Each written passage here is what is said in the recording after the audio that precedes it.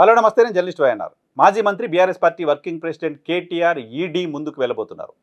Formula ఈ రేసుకు సంబంధించిన అంశంలో అక్రమాలు జరిగాయంటూ తెలంగాణ రాష్ట్ర ప్రభుత్వం భావిస్తోంది. ఈ అంశానికి సంబంధించి ఏసీబీ కేసు నమోదు చేసింది.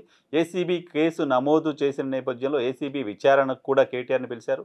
మొదటి రోజు విచారణకు వెళ్ళిన సందర్భంగా తన లాయర్ని కూడా అలో చేయండి అని ఆయన కోరారు. సో లాయర్ని అలో చేయడానికి సంబంధించి అధికారులు నిరాకరించారు. ఆ తర్వాత కోర్టుకు వెళ్ళారు. కోర్టు నుంచి రిలీఫ్ తీసుకోవడం, కోర్టు నుంచి చెప్పించుకున్న తర్వాత లాయర్తో కలిసి విచారణకు వెళ్ళాలనుకున్నారు. బట్ కోర్టు కూడా లాయర్ ఉంటారు, బట్ కేటీఆర్ పక్కన ఉండరు, దూరంగా ఉంటారు, ఈయన మాత్రం విచారణ ఫేస్ చేయాల్సిందని చెప్పింది. ఆ తర్వాత ఆయన ఏసీబీ విచారణకు వెళ్ళారు. దాదాపు 6:30-7 గంటల పాటు విచారణ చేసింది, బయటకు వచ్చారు. అయితే ఏసీబీ కేసు నమోదు చేసిన కొద్ది గంటల వ్యవధిలోనే దీనికి సంబంధించిన అంశంపైన ఈడీ కూడా రంగంలోకి దిగింది. ఇది ఫండ్స్ ఇక్కడ నుంచి నిధులు విదేశాలకు వెళ్ళిన అంశానికి సంబంధించిన కేసు కాబట్టి ఈడీ ఇన్వాల్వ్మెంట్ కూడా ఉంది అంటూ మాట్లాడుతూ ఉన్న రాజకీయ పార్టీలు కూడా. సో ఈడీ కూడా కేసు నమోదు చేసిన నేపథ్యంలో ఈడీ రేపు విచారణకు రండి అంటూ కేటీఆర్ని కోరింది. ఈడీ ముందుకు ఆయన విచారణకు వెళ్ళబోతున్నారు. ఏసీబీ కేసు అంశానికి సంబంధించి ఏసీబీ కేసు నమోదు చేసినప్పటికీ ఏసీబీ అరెస్ట్ చేయొచ్చు, ఏసీబీ సాయంత్రమో రేపో పొద్దునో కేటీఆర్ని అరెస్ట్ చేస్తుందంటే వార్తలు వచ్చినప్పటికీ ఏసీబీ విచారణ తర్వాత ఇక ఈ కేసులో కేటీఆర్ అరెస్ట్ కాకపోవచ్చు లాంటి చర్చ జరిగింది. కేటీఆర్ని అరెస్ట్ చేసే స్థాయి సబ్స్టాన్షియల్ ఎవిడెన్స్ ఏది విచారణ సంస్థల దగ్గర లేదు అంటూ వార్తలు కూడా వచ్చాయి. కేటీఆర్ కూడా విచారణ ఎదుర్కొని బయటకు వచ్చిన తర్వాత తనేం చేయలేకపోయారు, ఇది ఒక లొట్టపీస్ కేసు అంటూ పదే పదే మాట్లాడుతూ వచ్చారు. అయితే ఈ కేసులో అవినీతి జరిగిందా లేదా అనేది తేల్చడం ఏసీబీకి సంబంధించిన బాధ్యతగా ఉంటుంది. యాంటీ కరప్షన్ బ్యూరోకి సంబంధించిన చట్టాల ప్రకారం విచారణ చేయాల్సి ఉంటుంది కాబట్టి. అయితే ఈ మొత్తం కేసులో నిధులు నిబంధనలకు విరుద్ధంగా విదేశాలకు వెళ్ళాయనేది మాత్రమే ఎస్టాబ్లిష్ చేయగలుగుతోంది ఏసీబీ తప్ప అవినీతిని ఎస్టాబ్లిష్ చేయలేకపోతుంది. ఇన్ఫ్యాక్ట్ ప్రభుత్వంలో మంత్రిగా ఉన్న పొన్నం ప్రభాకర్ లాంటి వాళ్ళు కూడా అవినీతి చేశారని మేము ఎక్కడా చెప్పలేదు, ఈ నిధులు అక్రమంగా లేకపోతే నిబంధనలకు విరుద్ధంగా పంపించారని మాత్రమే చెప్పాం, దాని మీద కేసు నమోదు చేసింది ఏసీబీ అనే విషయం చెప్పారు. సో ఏసీబీ విచారణ చేసిన, ఏసీబీ అరెస్ట్ చేసిన కరప్షన్ని ఎస్టాబ్లిష్ చేయడానికి సంబంధించిన అవకాశం చాలా తక్కువగా కనబడుతుంది.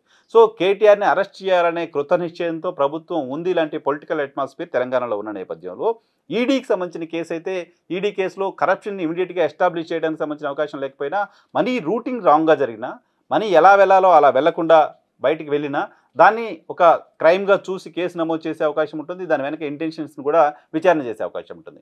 ఈ నేపథ్యంలోనే ఇప్పుడు ఈడీ రంగంలో దిగుతోంది, ఈడీ విచారణ చేయబోతోంది. ఈడీ విచారణ తర్వాత కీలక పరిణామాలు ఉండొచ్చు లాంటి చర్చ కూడా జరుగుతుంది. ఏసీబీ విచారణలో కేటీఆర్ అరెస్ట్ అయితే ఆంధ్రప్రదేశ్లో కాంగ్రెస్ సర్కార్ కేటీఆర్ని అరెస్ట్ చేసింది లాంటి ప్రచారం బీఆర్ఎస్ పార్టీ చేస్తుంది. పొలిటికల్గా కాంగ్రెస్ని అటాక్ బీఆర్ఎస్ పార్టీ చేస్తూ వచ్చింది. ఈడీ గనక విచారణ తర్వాత ఈడీ గనక కేటీఆర్ని అరెస్ట్ చేస్తే దానికి సంబంధించిన విమర్శలన్నీ బీజేపీ వైపు వెళ్తాయి. భారతీయ జనతా పార్టీ నేతృత్వంలోని కేంద్ర ప్రభుత్వం రాష్ట్రాల్లో ప్రాంతీయ పార్టీలను వేధిస్తోంది. దానిలో భాగంగానే ఈడీ కేసులు పెట్టి కేటీఆర్ని అరెస్ట్ చేయించింది. ఇలాంటి చర్చ దేశవ్యాప్తంగా ఉండడానికి సంబంధించిన అవకాశం ఉంది. బీఆర్ఎస్ పార్టీ కూడా అదే ప్రచారం చేసే అవకాశం కనబడుతుంది. సో ఈ నేపథ్యంలో ఈడీ ఎటువంటి మూవ్ తీసుకుంటుంది, ఈడీ విచారణలో కేటీఆర్ ఏం చెప్తారు, కేటీఆర్ చెప్పే మాటలతో ఈడీ సాటిస్ఫై అవుతుందా లేదా చూడాలి. ఈ 3 అంశాలకు సంబంధించి ఇప్పటికే ఆయన ఆన్ రికార్డ్ పబ్లిక్ డొమైన్లో కమిట్ అయ్యారు.